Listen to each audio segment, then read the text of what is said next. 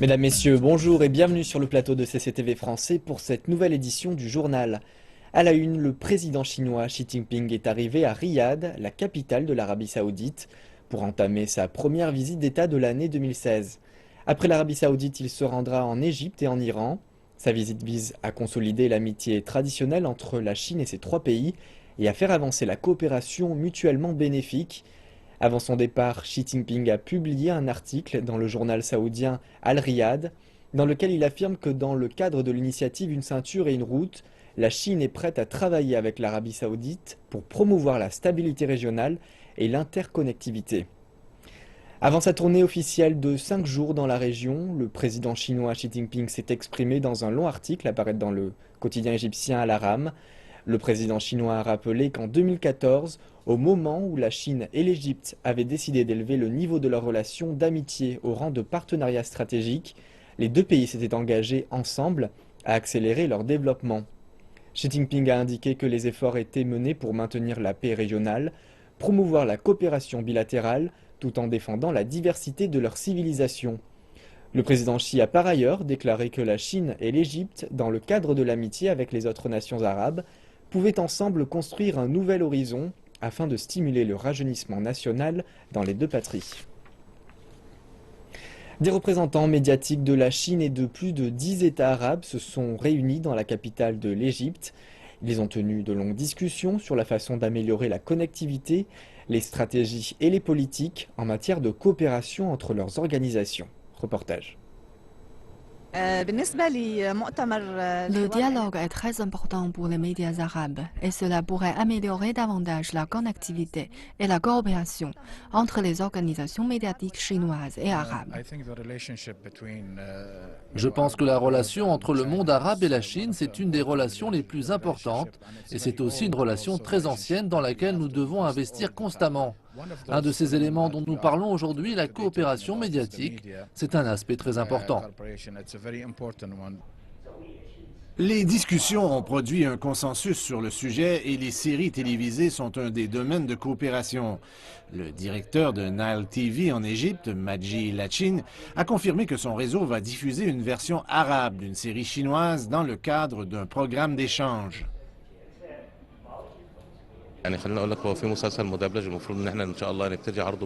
Nile TV va diffuser la version arabe d'une série chinoise mercredi. Il s'agit de notre première coopération avec la télévision chinoise. En plus de cela, nous allons rediffuser les téléséries chinoises comme La vie heureuse de Jing Tailang et Doudou et ses belles-mères. Cette année, c'est l'année culturelle Chine-Égypte et nous avons plusieurs autres projets de coopération qui s'en viennent.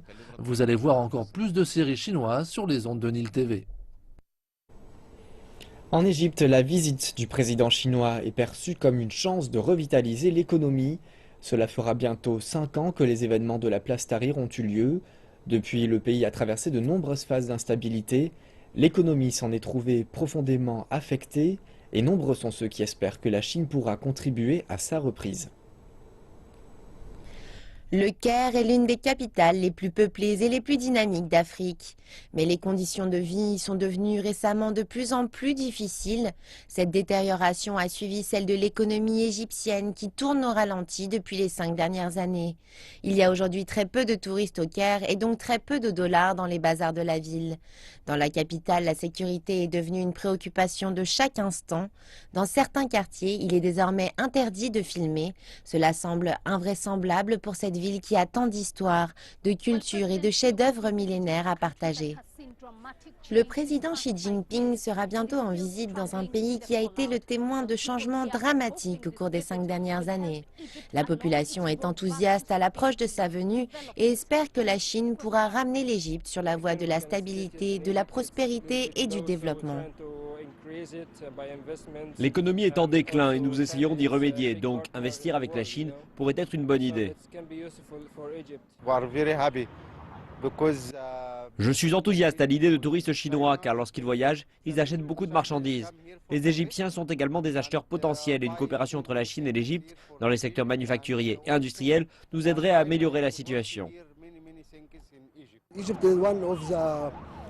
La Chine est une grande puissance économique, ce qui est une bonne chose. En Égypte, nous essayons de grandir également, donc cette visite est une bonne chose.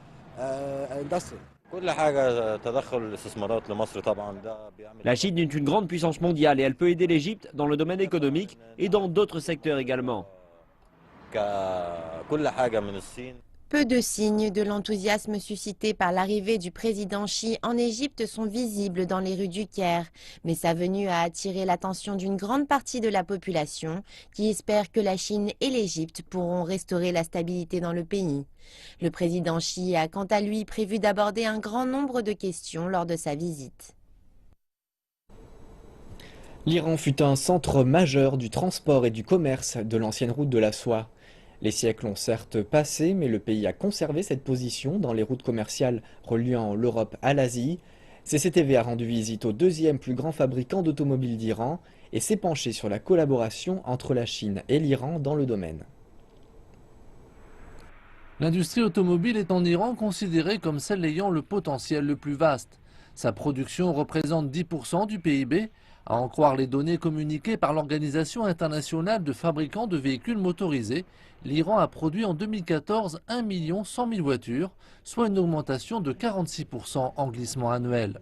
En raison des sanctions économiques et de droits de douane élevés, le développement de ce secteur a été difficile. Devant l'explosion du marché, de nombreuses entreprises étrangères se préparent depuis longtemps. Les fabricants chinois d'automobiles sont arrivés en Iran en 2002. Depuis, ils ont réussi à s'imposer. Ces dernières années, des projets de coopération ont été signés entre le constructeur chinois Briance et le groupe iranien Saipa. Au Moyen-Orient, l'Iran est une plateforme importante pour le groupe Briance. Nous suivons le principe selon lequel on fait d'abord du commerce, puis on investit dans les marchés étrangers.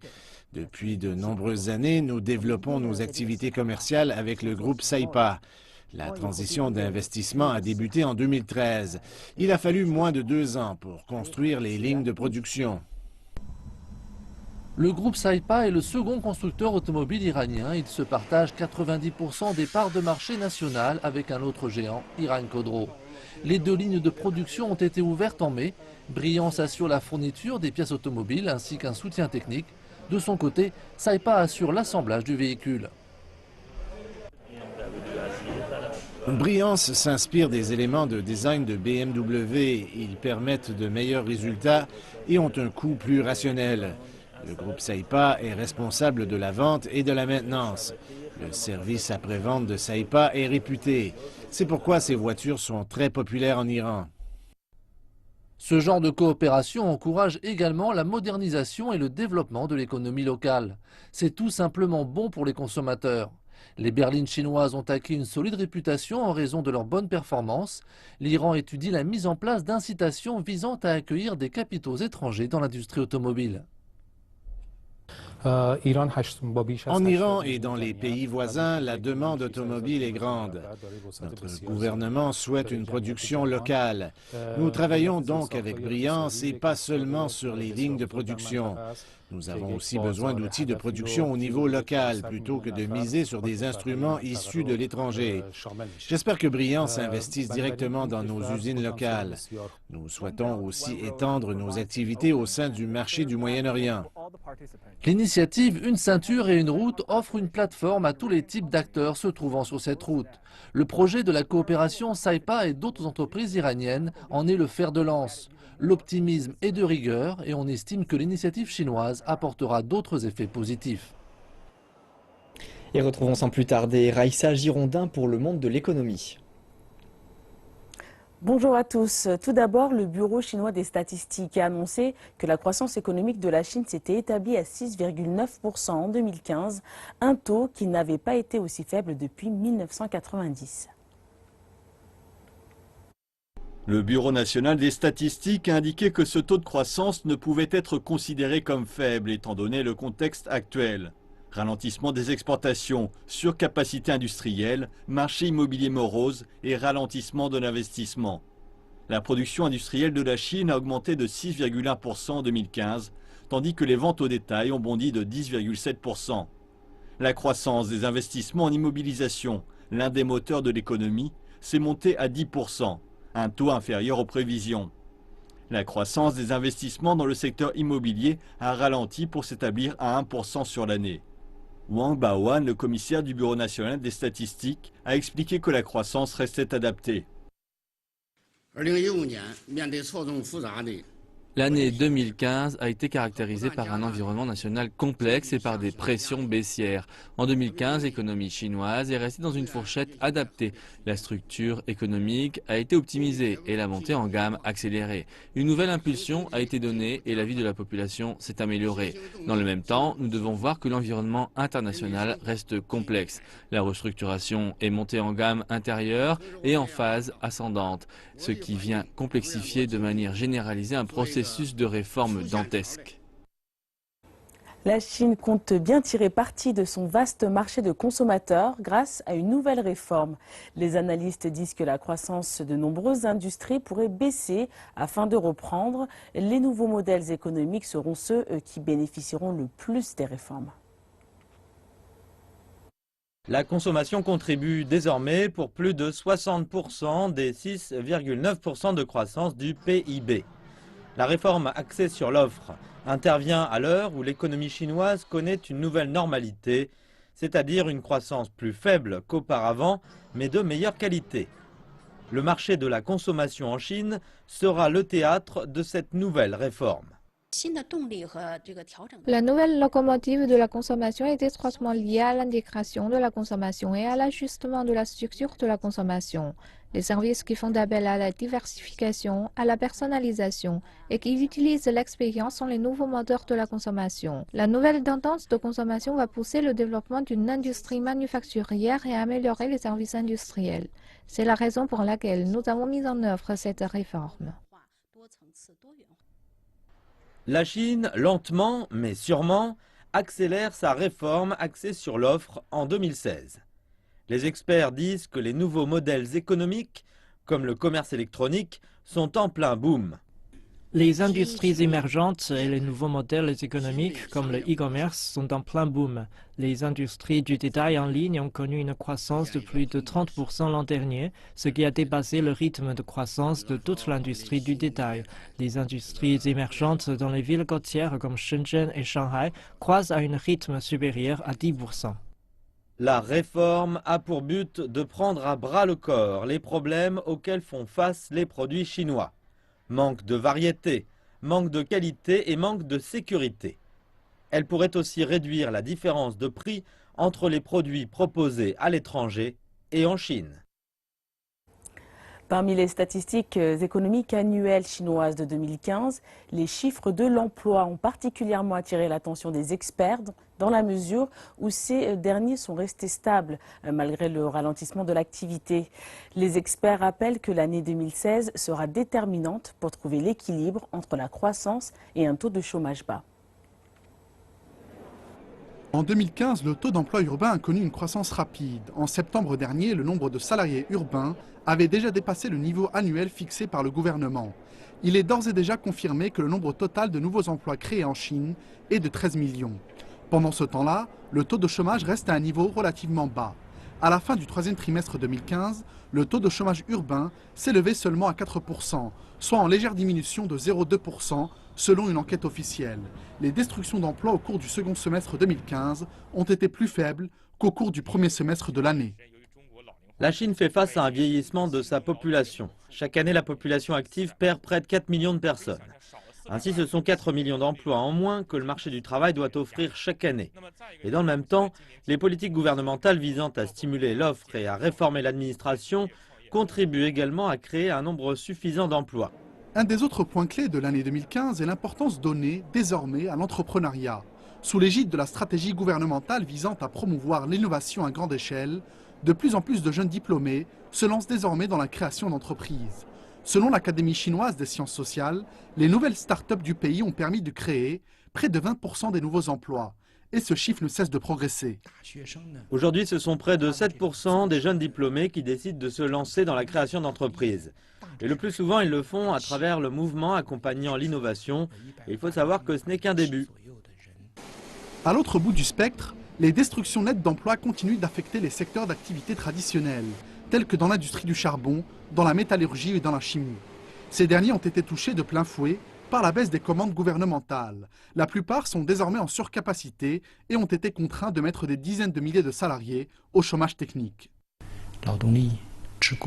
C'est inévitable. Le gouvernement devrait aider ses salariés à retrouver un emploi en leur fournissant des formations qualifiantes afin de minimiser l'effet de ces destructions d'emplois sur l'économie.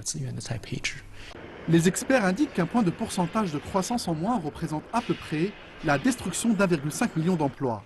Il est donc évident que l'une des priorités du gouvernement sera de trouver l'équilibre entre la croissance économique et la stabilité de la création d'emplois pour l'année 2016.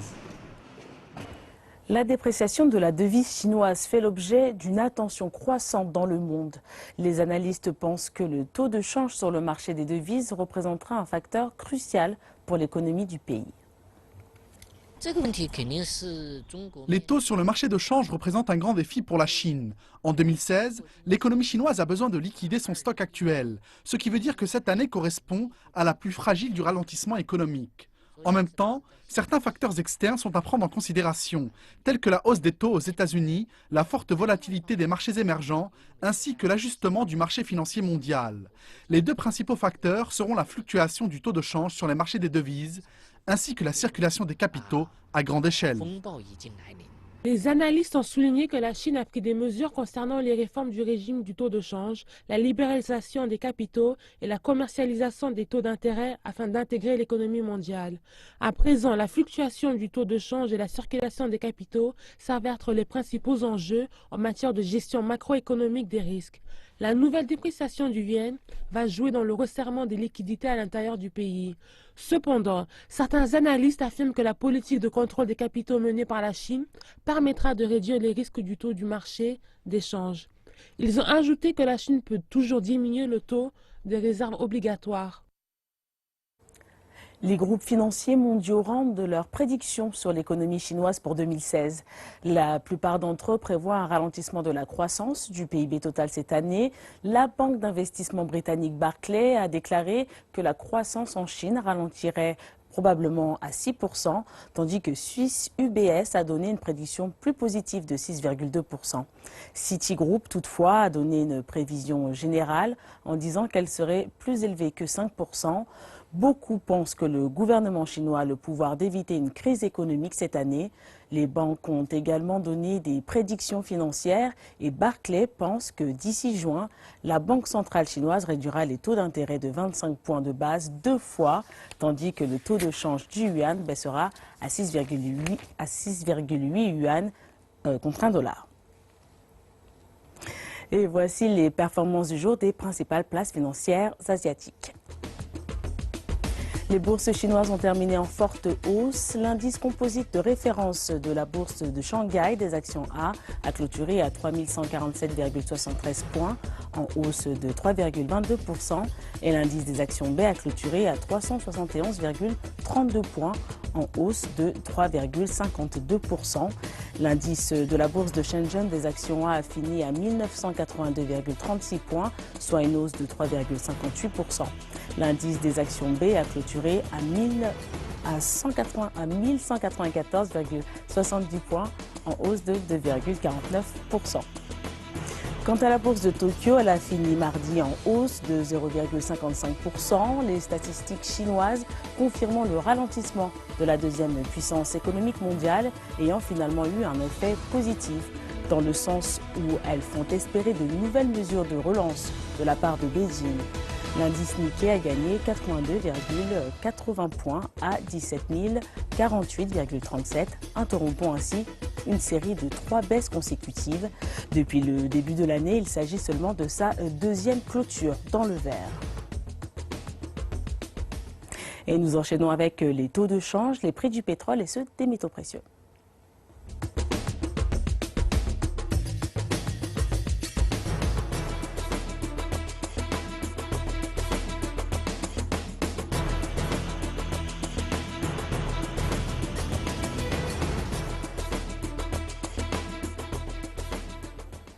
Les prix des logements des villes de premier rang sont repartis à la hausse. Découvrons si cette tendance va se poursuivre cette année ou si elle n'est que passagère. La forte demande est le moteur de la reprise du marché immobilier dans les villes de premier rang. Malgré la récente hausse des prix, les habitants de Beijing estiment que les prix des logements vont continuer à augmenter. Je ne suis pas sûre pour la Chine dans son ensemble, mais je pense que les prix vont continuer à monter à Beijing, car les gens de tous les pays viennent s'installer à Beijing. Maintenant que la Chine assouplit sa politique de résidence, le hukou, je pense que Beijing va attirer un plus grand nombre de gens. Je pense donc que les prix de l'immobilier vont continuer à augmenter à Beijing, en particulier dans le centre.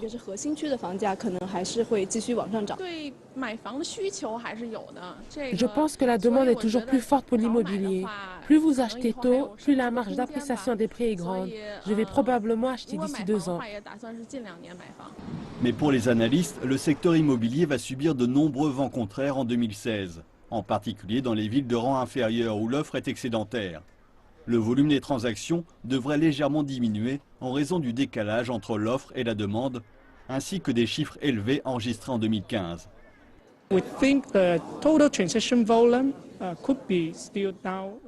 Nous pensons que le volume de transactions total pourrait diminuer de 0 à 5% sur l'année. Ceci car la reprise n'est pas généralisée. Elle est concentrée dans les villes de premier et deuxième rang. Mais dans les villes de premier rang, l'offre pourrait également décliner.